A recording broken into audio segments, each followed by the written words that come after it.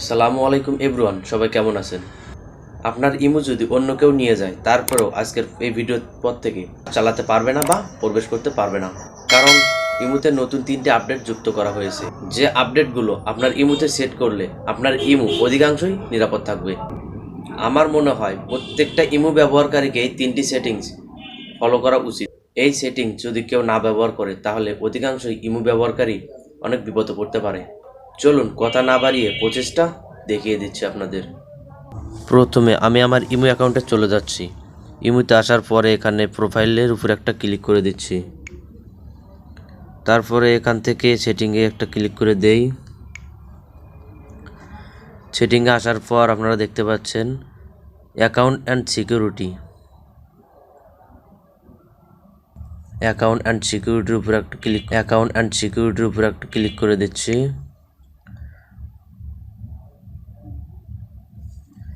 Account and সিকিউরিটির উপর click করার পর আপনারা দেখতে পাচ্ছেন 2 স্টেপ ভেরিফিকেশন নামে একটা অপশন আছে। এই 2 স্টেপের উপর ক্লিক করে দেই। 2 স্টেপ উপর ক্লিক করে দেওয়ার পরে এখানে দেখতে পাচ্ছেন আপনারা 2 স্টেপ ভেরিফিকেশন, এখানে আমরা ক্লিক করে দেই। ওকে করে দিলাম। ওকে করে দেওয়ার পর আপনারা দেখতে পাচ্ছেন এখানে 3টে অপশন দেখা যাচ্ছে। তো প্রথমে আছে trusted device verification, SMS verification, security question verification.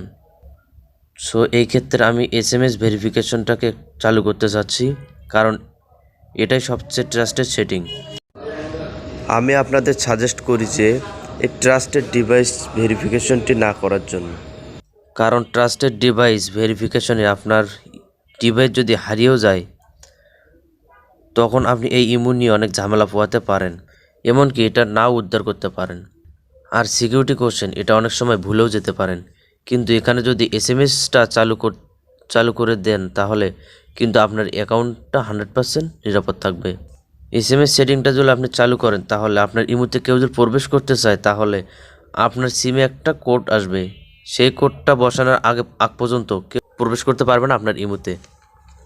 Security জনিত কারণে আমি আপনাদের SMS ভেরিফিকেশনটি করে দেখাতে পারছি না, তো আপনারা SMS ভেরিফিকেশনটি করে নেবেন। 2 নাম্বার যে সেটিংটি রয়েছে সেটা হচ্ছে আপনার ফোনের সেটিং। আপনার ফোনটা যদি কেউ হাতে নিয়ে থাকে আর ইমোতে প্রবেশ করে, সে যদি অনেক কিছু দেখতে চায়, তাহলে কিন্তু খুব সহজেই সে দেখতে পারবে আপনার ইমোতে কী কী রয়েছে। তাহলে কিন্তু খুব সহজেই সে দেখতে পারবে। আর যদি আপনার ফোনে যদি ডিফল্ট লক না থাকে, তাহলে কিন্তু অনেক সময় ঝামেলা পোহাতে হবে। ইমো সেটিং এই জন্য নিজেই লকটা দিয়েছে। এই যে দেখতে পাচ্ছেন 5 লক একটা অপশন, এই 5 লকের উপর একটা ক্লিক করে দেই। এর উপরে ক্লিক করার পর আপনারা দেখতে পাচ্ছেন অ্যানেবেলের উপর একটা ক্লিক করে দেই। অ্যানেবেলের উপর ক্লিক করার পর আপনারা দেখতেছেন 4 ডিজিটের একটা পাসকোড চাচ্ছে। তো আমরা 4 ডিজিটের একটা পাসকোড বসিয়ে দিচ্ছি।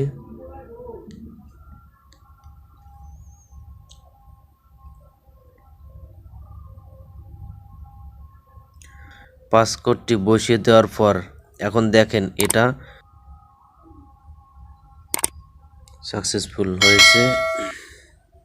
এখন যদি অন্য কেউ প্রবেশ করতে চায়, এই কোডটা দিয়ে প্রবেশ করতে হবে। তার মানে আমার ফোনটা এখন পুরোপুরি নিরাপদ।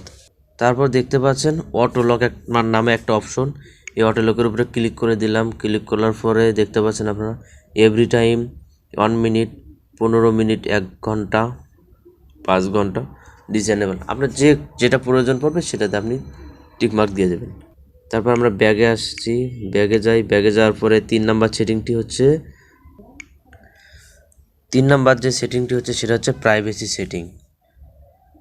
প্রাইভেসির উপর একটা ক্লিক করে দেই।